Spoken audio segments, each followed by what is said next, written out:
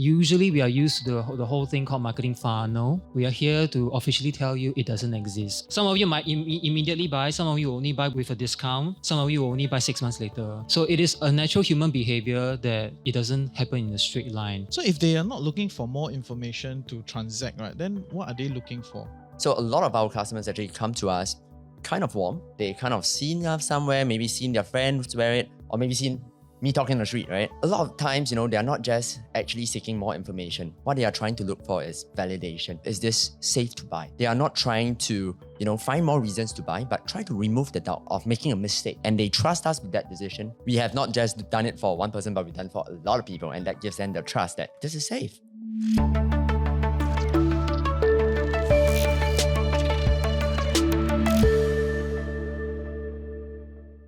Welcome to TFC Business Show live at UOB SME program. Very excited to be here with all of you. And we have a great panel to discuss some of the leading topics around digitalization, building trust so that you can sell online, offline, everything, right? I know all the SME bosses want to sell, right? It's a big part of building a business, right? So, and I think a lot of digital platforms are evolving, different opportunities out there. So we are gathered here today to discuss this important topic. Hopefully we can raise your revenue by tenfold, okay? Yes. Important. We have people here that have done it, right? So yeah, Justin. Yeah, so because today all of us here in the audience are SMEs, and by definition, SMEs are naturally challenger brands. You challenge the predominant players in the market. And so today, our three guests, they all represent challenger brands. So first we have Laura from Hero Marketing, Southeast Asia from Canva. Yeah, and Can we give her a Canva, round of applause? Yes. Awesome. She's very qualified and not easy to get the role. Yeah, 8 rounds of interviews. Sorry. Yeah. So because why Canva? Canva naturally is a challenger brand towards your Photoshop, Adobe. right? Yeah, Adobe. I'm sure all of you here use Canva, right? Yes, you do. Yes. Yes. I use Canva. I use Yeah, Canva. I use Canva. We all use Canva. And the golden question is how Got many of promo you? code now today. Wait. The golden question is how many of us paid for Canva? Oh, me. We paid. paid. Got a Paid. quite a Ah, few. yeah. STRYV paid for it. Yeah. And Vanessa is the newly minted CMO at STRYV, also a challenger brand. Can we give her a round of applause too? Yeah. Awesome. In my notes, I put that you are a challenger towards Dyson, Philips, and Xiaomi, but I don't know whether it's correct. But are you a challenger brand to these giant brands or not? To a certain extent, yes. To a certain extent, yeah. So later you will share with us because you were once from Xiaomi, right? That is now gigantic already. And so from a once challenger brand to a local challenger brand, what lessons do you bring from there to here and apply to a local business? Finally, we have Don. Don is a founder of the Diamond Ateliers and a challenger of Chanel la, Hermes la, all every your one big of them. fashion jewelry houses. Yeah, round of applause. Yes. So Don's method is a bit different. I love his method because Yeah. when I first got to know him, it was just like random videos on Instagram. It's like this weird guy in a little box, Now I know what I'm known for. telling us about like, this diamond is better than the other, blah, blah, blah, blah. And then now he has like a flagship store at Orchard. Yeah. All of Right. a So sudden. it's crazy. It goes to show the kind of capabilities and the kind of space that you can grow online, right? So I think very happy to have all of you here to share with us some nuggets of wisdom. And we'll also keep some time for you to do Q&A, right? When we do live panels, we love Q&As. That's the main thing you're here for. Okay, so hold your questions. We'll get to you. So before we start, right, today I want to frame your mind because the whole panel is called Marketing Playground. And just a little bit of primer, right? Usually we are used to the whole thing called marketing funnel, right? Awareness, consideration, conversion, advocacy. We are here to officially tell you it doesn't exist. They all agree it doesn't exist, right? Because you just think about it, right? Do you immediately buy laundry detergent after seeing the ad or not? Don't lah. You will not buy one. Some of you might immediately buy. Some of you only buy with a discount. Some of you only buy 6 months later. So it is a natural human behavior that it doesn't happen in a straight line. So it is why we call it a playground is because different behaviors all happen at the same time, and that is marketing for you. So we call it playground to make it easily understood. So imagine in your head, right? Here we're at the playground. Some of you will be sitting on a bench. you want to join the other kids for fun, but you don't want to join. So you are what we call hesitant buyers. You will be exposed to an ad for 6 months and you still don't want to buy. And for marketers like us, quite frustrating. Yeah, we need to spend so much money to make you try to go for a ride on the merry-go-round. But some of you here immediately go for the slide. You know, you just enter the playground, you just slide down, and which is immediate purchase. We love you guys. Because we don't spend money, we just, here you go, and you take my money, and then yes, you become our customer, right? Some of you guys you prefer to follow your friends around the playground. Your friend do what, you also do what. So these are what we call peer-driven kind of buyers. So as we go along this whole panel, think in terms like that, because different marketing tactics are for different behaviors. It's not one line like that, right? Okay, so when a challenger brand enters a market, the most immediate barrier is brand building. So for example, right, STRYV, when you first launched, like I mentioned just now, you might be going against the giants of Dyson and Philips and the other players here. So Vanessa, maybe can you, I will bring in also your experience in Xiaomi last time, because you were also head of marketing at Xiaomi in Indonesia, whereby you were also launching POCO phone. Yes. There was also a challenger brand within a challenger brand, very challenger. Could you paint a little picture, right? How do you establish brand presence immediately when you enter a new market like this? At Xiaomi, it was a very humbling journey, right? I learned that undecided customers aren't necessarily looking for more information. They are looking for justifiable reasons for the switch itself, right? So I'll take, for instance, POCO. POCO is actually a performance brand within the Xiaomi family. Well, POCO focuses very much on performance, but the phone itself was very powerful. So first and foremost, I think the product itself, right? Are you guys creating a product that the customer needs?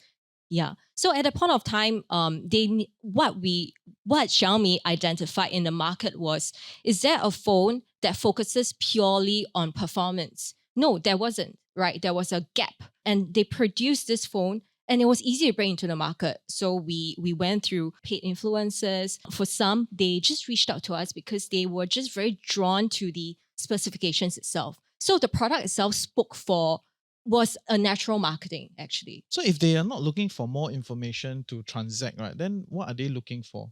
There are probably some things that you can it's open question, right? Everyone can answer, right? So if let's say someone already understands the product, it's not too difficult to understand, right? Like you sell diamond, it's a diamond. And I say, it's a product that is pretty easy to understand. They're not looking for more information. Based on your experience, what are some of these other things that people are actually looking for to then move them towards the transaction? So I think especially for diamond ateliers, at this point, you can actually take a look at the kind of buyers that do come to us. Of course, we do have research-driven buyers, but a lot of times a lot of it is peer-driven. So a lot of our customers actually come to us kind of warm. They kind of seen us somewhere, maybe seen their friends wear it, or maybe seen me talking on the street, right? So a lot of times, they are not just actually seeking more information. What they are trying to look for is validation. Is this safe to buy? They are not trying to, find more reasons to buy, but try to remove the doubt of making a mistake, because this is only once in a life, they trust us with that decision because we have not just done it for one person, but we've done it for a lot of people. And that gives them the trust that, this is safe. Okay. And maybe on that note, right, what about your videos, right? So does that build that trust, from your experience? Like maybe for an example, how many people come in and say, hey, I watched your video, just for context sake? I think for me, I'm very lucky because I think a lot of people actually, when they come to us, a lot of them actually have seen me online already. So over the exposure of seeing me, when they see me, they feel that there's a level of trust already. So I don't have to go the whole introduction route. They kind of know that, okay, this guy, knows what he's doing in terms of the diamonds and stuff. So if there's any questions, they'll come to me as the authority. And that helps a lot. And conversions becomes natural because trust is already formed before they meet me. Laura, what about Canva? Canva seems to be a very word of mouth driven, community driven brand. Like I cannot recall myself using Canva because I saw a Canva ad. I used Canva because somebody sent me a link and I was like, what is that? Is it still true. like that today? Yeah, it's amazing. So I think for context, Judson and I used to work together at Food Panda. She hired me into Food Panda for full Yeah, I was disclosure. the best boss he ever had. Yes, I agree. Okay, Yes, I'll give yes, it to yes. you. But it's very different. So I've been at Canva for 4 months, and I'll be honest, like we had this concept of community at Canva, and I really had to understand like what does it actually mean. So it was the first way that Canva, I wouldn't even say did marketing, but I think we recognized the product is so good. Anyone that uses it really loves it. We have what we call Canvasadors, which essentially are brand ambassadors. And they're the ones sharing. They probably sent Judson the link, many years ago. But we see so much brand love. And that's actually where we invest in many markets. So I just hired our first person in Malaysia, actually. And she's a community manager. And her role is really to build community, to work with Canvasadors, to work with advocates.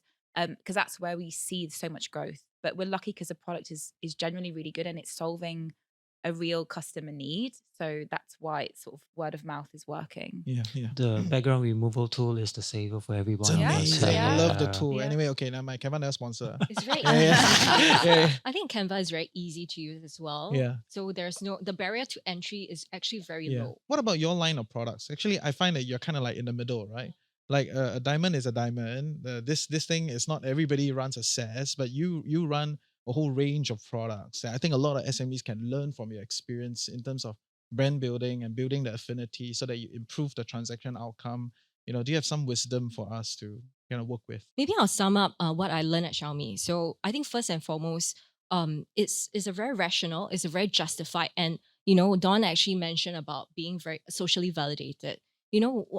A lot of buyers, a lot of customers are very rational, right? When you look at it, which specifications is better, right? Because I deal with electronic products, so which specs is actually better and is actually justified. For instance, at this price point, how much am I paying for, right? If for Xiaomi, and to a certain extent for STRYV, for some, it's justified to pay that amount because they get a lot of value out of it, right? And the last step would actually be it's socially validated.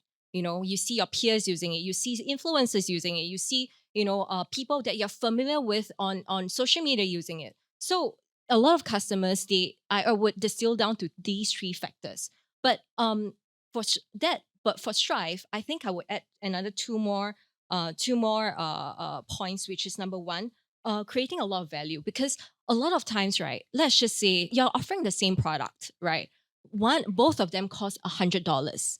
So what is the perceived value that you can get buying from me versus buying from the competitor? So for us, we throw in a lot more value. Let's just say a 2-year warranty, 24/7 customer service. All these value actually matters to the user because when they invest in buying a product, they want to make sure that it is worth the money, right? Money difficult to earn, guys. Yeah. Yeah. And apart from that, is really when you market, is also about seasonality, right? You need to be sensitive towards the local messaging. So, for instance, June holidays, right? We have campaigns planning up to June holidays. What do we want to promote? Oh, we probably want to promote the our Traveler hair dryer, right? Which has dual voltage, which is very light and very easy to bring around. And apart from that, we also have different messaging for the same product for different audiences. Let's just say moms, right? So I think some of you are moms in this room. You have children, very busy.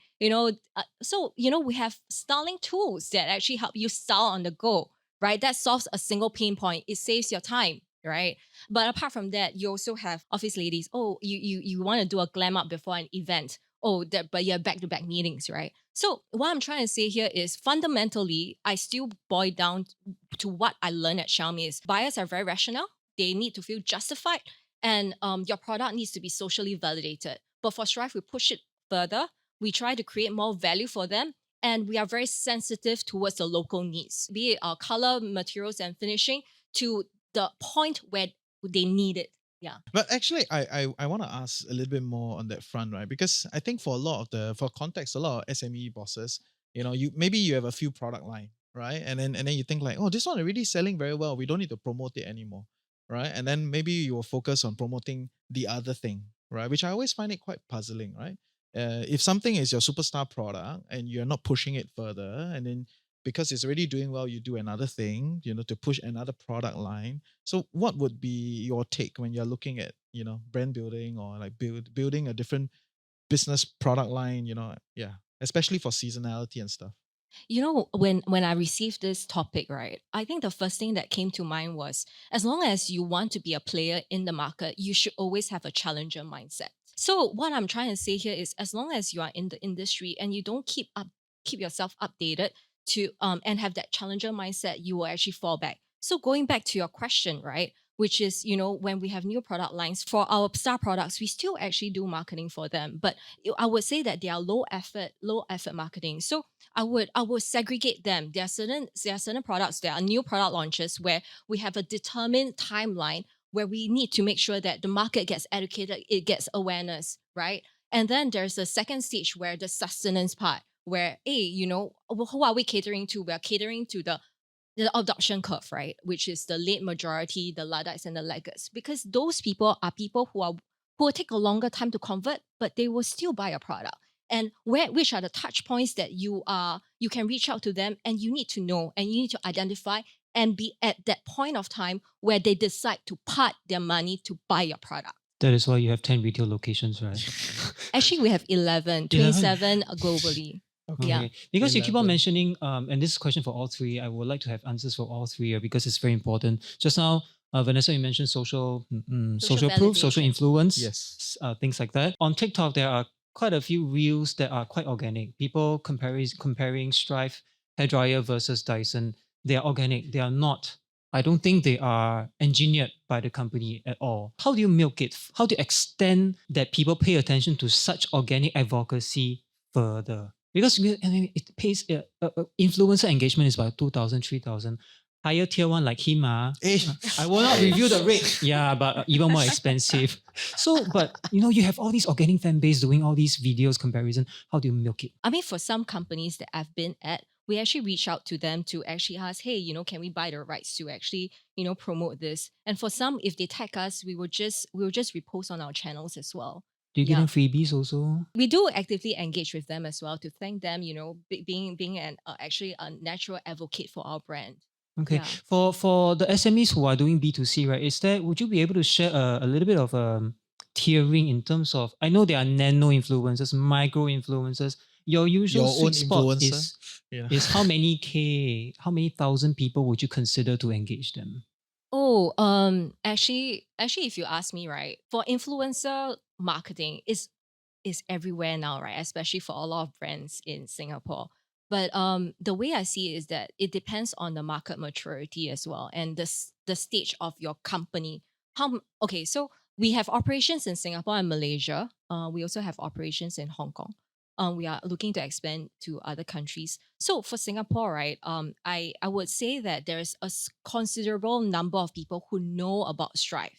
For those who don't know, let me do a little bit of introduction. STRYV is a personal care brand where we specialize in hairstyling tools. For mature markets like that, we actually don't engage large influencers because the awareness is already there. And large influencers, they actually it's pretty expensive. It's in the tens of thousands, for celebrities, it's in the six figures, right? For some. Yeah. You six figures. No lah. I wanted to point to I him. would love to be six figure.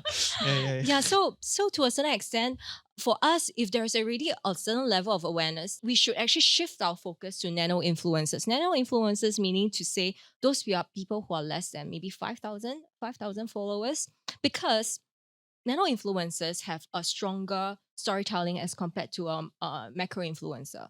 A nano influencer is like just a regular person on the street, right? It can be a mom, it can be somebody who's starting out as on his or her career. So it's very relatable, right? So we for us in Singapore, we reach out to nano influencers rather than macro influencers, and we engage them to make sure that, hey, every single time when there's a new product. In fact, we just did our launch event where we introduce our new products, our Pro Traveler, to all these nano influencers who have been with us from day one. And the other ones, and we use that content to reproduce paid content to get people to say, hey, this person is just a regular person like me. and I'm able to, and there's a lot more conversations that's being generated around it. Okay. Yeah. Laura, I want your lens is pretty much international because B2B SaaS is the main engine is really community and specific to Indonesia because you just did an activation in Indonesia, and I recall my time back in Grab where Indonesian community activities are quite a world of its own. Everything is done on WhatsApp. Nobody will email you. Nobody will talk to you on Slack. It's just everything WhatsApp. For Canva, you have, I think, over 100 plus Canvassers in Indonesia, right? I have two questions here. How do you train all of them to say the same thing? And number two, how do you measure what they bring in? What is their, KPI at the end of the day? It's a good question. So we have internally we have our own community manager, so a lady called Jihan, who's just amazing. So last year through her, we trained 1 million people in Indonesia alone, which is just incredible. So again, it's really focusing on the canvassadors and what I would say we call like money can't buy experiences. So they're not paid. So it's not like a paid relationship, but it is, product drops, exclusive opportunities. We had a summit last year where we brought everyone together to Jakarta. Even in the next few weeks, there's a big event, Canva event in Los Angeles, and some of them will be flown over there. So there's these incredible experiences that they get to go to. Their KPIs are essentially how many people are trained and also how much content they create. And then how much is that content used? So like templates on Canva, if you create an invitation, presentation, a lot of these canvassadors will create those as well. What sort of audience are you training? Are they school children or they? It's really varied. So education is huge. So teachers, students, and then obviously SMBs, as you can imagine as well. So we'll have slightly different community canvassadors for each of those. So would you say if today there is no such training, your conversion would have been significantly more difficult? When you say Does different? Okay, because I think for a mature market like in Singapore, it is easy to like just see a link, click, and then we start using Canva. Maybe that is Singapore, but maybe for Indonesia, Philippines, or maybe Thailand, it might be a bit different. They need the relationship management part of it is what is required to make a person try a software. For But example. I guess, going back to your point, like it's very easy to use. So I think actually you don't really need training. I think it's just that Canva has so many features and so many shortcuts and things you do on the keyboard that people will learn. But again, going back to my point before, because genuinely people love Canva. Like there's people that sell Canva training as their job. They're nothing to do with Canva. They're not affiliated with us at all. Yeah. But and then they'll sell trainings and people sign up for them. So there's this whole network happening. It's just obviously we would like to, especially for like new product launches that are coming up soon, then we would obviously invest in training as well for those kind of things. Okay, so my takeaway just now is that you also bribe your community because you're flying I did not some say of them. the word I bribe. say you're flying some of them to LA, right? I'm sure you also give some of them 1 year subscription. I say No, can. and I think that works, right? Especially for a lot of the SMEs. Let's say you have franchise partners or like distributor partners, or even like agency partners that you work with. I think sometimes you overlook, especially after a while, that you've established, to then really think of how to incentivize these people to do more and all the relevant activities to then be able to drive the numbers, right? So I think that's something to be said. So not all community building is about your end customer, right? I think there is a lot to be said about your immediate partners that are also part of the community. Yeah. Don, I'm looking at you. Community for diamonds, I cannot figure it out because your customer profiles, you hope, right? They when they buy from you, it's a forever thing. They buy once from you and then they won't come back already. But that is not good for business, right? So how is it that for the ideal of the product that you're selling is a once in a lifetime thing, but how do you extend their lifetime value through community? So I think, it's just really the assumption that the engagement ring is a one-time purchase in the sense that the way we should look at it is about how the ring enters the social circle. So what we are actually trying to target at Diamond Ateliers is to give people a good experience to talk about a product that they really like and they tell their friends about it. And it can be very, very subtle. It could be on the proposal day, the guy goes to his friends and say, look, it's seamless, it's easy, I got it where I wanted. And the girl goes, wow, this is great craftsmanship, right? And that's where the word of mouth actually comes about. And, it's about extending into the social circles. And of course, in terms of engagement rates, it's really just the start of the whole journey. Other than that, of course, there will be like wedding bands and other sort of jewelries as well. So usually you can think of it's the portal, right? It's where people start, but it's not necessarily where they end. So it sounds like everything is very organic for all of you guys, right? Like in terms of like letting people share this referral thing, are there certain like paid activation, like, or like you give out something to activate somebody to do something even within the community, right? Have you guys tried that? How effective is it? Maybe some lessons for us. I can share a little bit both at Food Panda and Canva now. So, because I think, when you were You're like, give talking, me $5 on Foodpanda, Oh, I will buy lah. when it comes out, yeah. Right? But I think, honestly, when you talk about, even as an SMB owner, like you care more about your business and product than anyone. When we create a video or an ad, it's like you can pour over it for, weeks, months, but actually someone's going to look or they're going to be distracted. They're on their phone. So I think we care so much more than anyone else. And I think a lot of what you're talking about, especially with advocates, it's really relationships and stopping things being so transactional, but really valuing those relationships and really valuing your customers as well, which it really sounds like you do. So I think to me, it's not just like marketing, like very, you have push pull, it's very one-sided, but I think you really you have to build relationships with your customers, or whether it's your advocates. Yeah. Anything you want to add? So I think for a lot of SMEs, our main issue that we have is that we do have a limited budget. So of course, we can't go like activate all the macro influencers and all. And every influencer engagement has to be kind of a bit studied. And of course, the catch with all of these activations is that mostly it's a longer tail event. You can't expect to just do a single influencer push and that campaign lasts for the whole year. It doesn't work that way. So even for us, what I try to do is I try to identify like influencers that are getting married and they actually like the brand itself. I think that's important. And then, usually we will do a slight barter trade. They actually pay for the ring and, I'll give them a goodwill discount after content. And that usually also comes in the organic form as well. Yeah. And I also realized if you give people for free, they don't value it. So try not to do that. Yes. We could collab on like wedding invites and engagement. I'm all ears. I'm all ears. Okay. And I'm a Canva user, Y'all can do your networking later, okay? Yes. No, but that is for diamonds, right? Diamonds have margins, right? Like if I sell fishball, I don't know if I can, ask for a barter. How much fishball do I need to give you for a video, right? But it could be like, you give them like a pack of fish balls or I don't know, a month's supply, Okay. we could come out Probably a certain someone way. know later you can tell us, okay? Like a bowl of salad or something, right? Does it work, right? We'd love to learn more. Okay, yeah. I want to talk about content calendaring. Yeah. Because all of us here, we run social media pages, right? And that's usually the first touch point, and that's usually the free touch point. So in each of your industry, maybe I'll start with Donna also first. When you think about your IG page has about 48K followers, right? Or is it 50K already or 100K now? 50. 50K already. When you think of when you think about how you manage your page, how do you go about it? Like, do you start with, okay, I want to post 5 times a week, and then this time I post about 3 different things? Or do you start with, I want to say something first, maybe 3 different content pillars, and what are those content pillars? And then you try and test and learn and see, oh, this pillar number 1 works better, people like more, therefore I go all in on that pillar. How did it work for you at the start? This framework is a very professional framework, right? Very professional. SME Tauke don't think like that. That's why we're here, right? But yes, Figure out would the love way. to hear your point of view. So I think, right at the start, I actually didn't know what I was doing. So it's more like at the very, very inception of my business, I just took picture of whatever I wanted to take, and of course, over time, it evolved, right? So it became a lot more of, what were audiences responding to?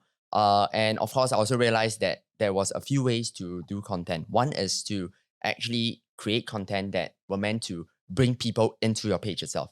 So it could be like a video of me. I don't know if it's attractive. I hope it is. Just to bring people excited and curious about DA. And the moment they come into, let's say my IG page right now, then, there'll be a lot of rings, for them. And hopefully one of them catch their eyes. And when the time is right, they'll book an appointment with us and eventually purchase the product itself. And of course, over time for many businesses, once you get on the whole social media game, you kind of do realize a key part of it is about being consistent. You can't go about posting one now and, you ignore your social media for a month. It's not so simple, right? It's about the consistency and the kind of messaging you're telling your customers that, look, we are actually open for business. There's so much more that can be done. And I think this gives the customers the trust as well. But maybe I want to ask you a little bit more from your perspective, right? Because I think a lot of SMEs, when they think of like social media content, they tend to publish like updates of their business or like updates of like, oh, we have a new product, like something like that, which is really what they want to tell the audience. But sorry to say, the audience don't care, Yes. So yeah, how do you kind of strike that balance, or like how would you advise them on this? So I would say you must there's different kind of customers at different journeys, and of course there is no one content that can cover the whole journey, right? And we would have to, of course, we look at a lot of long-term nurturing in the customers, and then we do have specific converting kind of content, right? So in the start, it could be really just to ignite curiosity about your brand, and a little bit of what you do, and then when they go down of course the old funnel, I know you reject it, as they'll get more ready to buy it, they'll get into the specifics, they'll start going rationally, why is this product for me? And then of course at the very final part where you show the human self, the authentic self, that's where you appeal to the emotional side. Usually I would say it's really a whole journey. And you must have content that targets basically different parts of the journey. And of course, again, for SME targets, we have this very big problem. We don't have unlimited budget. So can't spam on all. We should have some awareness. And of course, we have to focus a lot on the converting so that we can turn that into cash and to reignite the whole investment into advertising. Yeah, for sure. And you are part of this trend of founders putting themselves out there on the internet, building a loyal following and converting to products that their fans would buy and transact, right? So you're not alone. Many other people have done it in different categories. So even if you sell fishball, you can also do it. There's somebody already do it, right? So there are many different categories that you can then develop to nurture the right audience. It's not just about a big following, because ultimately you want the right audience that can transact with you, and they're associated. And the moral of the story is, if you do it well like him, putting his face as the face of the brand, you can charge 6 figures. No. per post. Yeah. Okay, thank you. Yes. Vanessa. Yeah. Actually, I wanted to add on to what Don is actually doing, right? Because I actually do realize that a lot of founders are actually doing that. Even for our CEO, we actually try to put him out, to I saw the post. Yeah. his botak head. And Yeah, we made him shave his head. No, I was just kidding. So it was an April Fool's joke that we launched yesterday. Yeah. So but the thing is, for this, right, for a lot of founder stories, is not necessarily selling, it's really about building the trust, right? Because founder's journey, SME bosses is tough. It's tough journey, and sometimes people just want to genuinely listen to all these stories. And a lot of times, a lot of marketing materials, a lot of content out there is, hey, buy me. I'm selling this to you. I'm selling that to you. But what really attracts people is authenticity, right? What is the journey behind building this brand, and what are the lessons that I can share with you guys? So I think a lot of people actually do value that too. I want to ask you. And they kind of really set up the trap, right?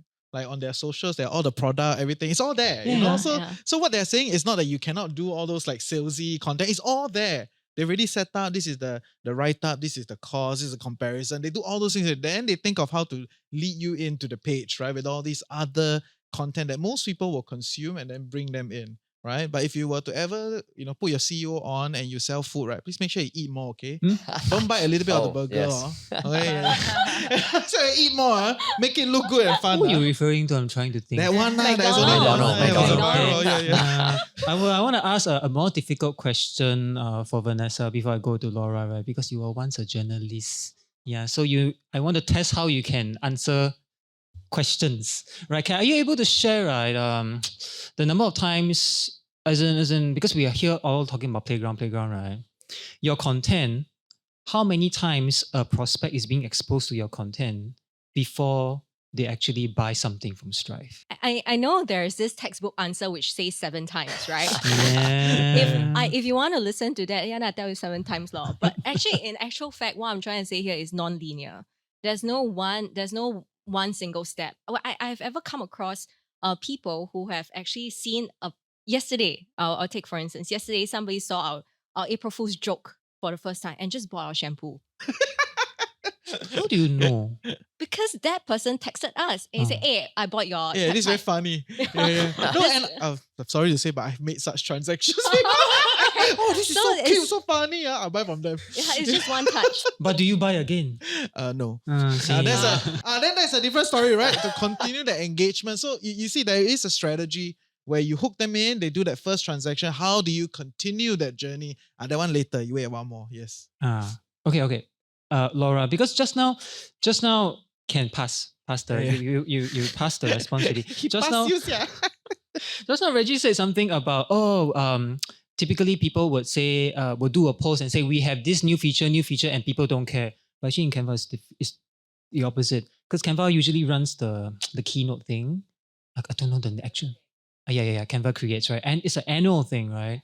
And I think that is it's a global audience whereby you get people online, offline, a serious group of people who really seriously care about your product features. You do have a group of people who care about exactly like your product release month by month by month. You have your Canvasadors program, but towards this group of serious people who will be so happy to nerd out on your latest product feature, what do you do with them to actually extend your brand value for Canva? Well, I think it's like I said, like a lot of them will be flying to LA next week. It's next Friday. I'll fly you to Tampines, okay? I'm Let's do a gathering. I'm not going. I'm going to Yeah. Bangkok instead. Okay. But yeah, I think it's what I said. It's these money can't buy initiatives, and I think also when you create the product, there's a lot of testing and sort of conversation with these really, you say, like hardcore fans as well, like to get feedback before we even launch it as well. So they're really invested in what we're doing. I'm not letting you off with such a short answer. I'm moving on to another question, right? Because now we talk about retention, because just now he said he will not buy. You usually buy nonsensical stuff. No, but I don't. It's just that one video Yeah, very then cute. you So I won't was buy like, oh, this is again. cute, I'll buy. Then So that's it. repeat purchase is very important, Yeah, and for Canva's model is a bit different from STRYV and from Don's business, right? Because yours is a freemium. I'm not going to ask you how many percentage of people are on free plan. You cannot tell me, I know, but your product is also your content, actually. Like you're a graphic SaaS platform, right? You have this whole group of people who are on free plan. People who like us who pay are paying for them, to be honest. So how do you actually use your product from a product growth perspective? Or how do you convince the free customers to start paying a little bit? Yeah.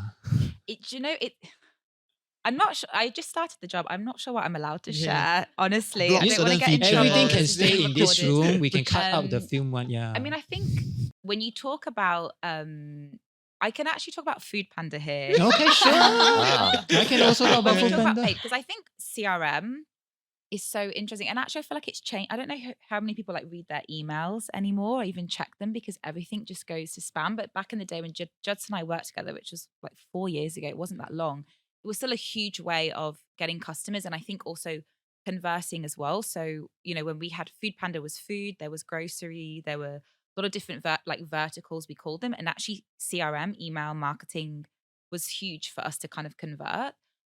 Funnily enough, at Canva, it's not such a big part of the strategy, to be honest. Like it's really like that product experience and the fact that we have so many features, but how we nudge people to trying different things, I can't really share yet. But I think also to your point, it's really about the value. And I feel like I'm sitting here, like I have a really easy job at Canva, in all honesty, because the product is so good. But one of the challenges I think actually is that we have so many product features. I'm 4 months in, I couldn't even tell you everything that we can offer. And I think sometimes it's actually quite overwhelming for people to really know what to do, or they'll use Canva, they'll love it, but actually they'll probably just use presentations, and they'll maybe use, like a photo editor. They won't use the other like 8 things they can use. So actually, I think that's one of our biggest challenges. And then when you talk about marketing, you want to keep it single-minded. You want people to understand, and it's quite hard to do that as well. And then how to also decide what to prioritize, like what do we talk about first? Okay, I can say it for you, because you use the word nudge. So for example, right, if you're on the free plan and then you want to download an icon, right, and you see, hey, this picture very nice, I want to put it on my slide, and then it says, no, okay, and then it says you this is only for pro members or something like that. Or actually, if you are a paying customer, and then you use this icon, and then it says you just saved $1.50 because you're a pro customer. Yeah, that's a retention thingy. That is also acquisition thingy. You can choose to deny or accept. That is okay. I say can read as a user. No, maybe just a bit more on your, building your customer, like repeat customer kind of strategy. Actually, do you you have use some thoughts? newsletters to? Oh, come on, that's so old school. I don't think it works anymore. Oh dear. You're gonna SEO break is his heart. dead. No. That's right, it's quite dead. Algorithm is king. That's Yep. why you're here today. Oh, yes. Content, all these are the algorithms. I hope he Sadly, keeps, it is what it feeding my is. face into the algo. Yes. That's yes. important for me. Yeah. I think, for like repeat customers and, of course, ideally in the textbook, right, we hope that, the customers after they purchase from you, you don't spend another CAC to get them to purchase again. But of course, in reality, for that to occur, you would need to have really a good post-purchase kind of service. And of course, a lot of it, it ties in a lot with Vanessa's point. Like, you're going to give like additional things to the client, right? So in her case, it could be like warranty, and in our case, it could be lifelong resizing, warranty on the manufacturing defects. We can have like, lifelong polishing, and all this serves as points for your customer to continue the relationship with you, so that you are kept on top of the mind. It's not a one-off purchase. It's something that they know, like, this is the place to go if I have any jewelry issues, and this is the place where I bring my friends to. So pretty much it's about having the experience that they can share and they can tell their friends, and pretty much that's how you create the whole repetition in organic terms. I think also just to state that obviously you also need a good product, Yes. because I think Of course, that's a given. but but again, I think sometimes if you're really close to your product, you might not see it as well. Mm, You know what I mean? Yeah. Yeah, fair. You might just think that it's great, right? But does it stand up to the competition, right? So it's not an endless amount of marketing selling a product that doesn't move. It's not gonna work. And to Vanessa's point, Yes. it needs to keep evolving, right? Because it Yeah. might start out being the best, but then if it's not, then you need to. Yeah. Okay. Can we give everybody a big round of applause? Thank you. We hope you enjoy. And if you want to recap the episode, I think you can always check out the Financial Coconut. Okay, and then we will update this soon. Okay. Yeah. That's all. Thank you. Back to the host.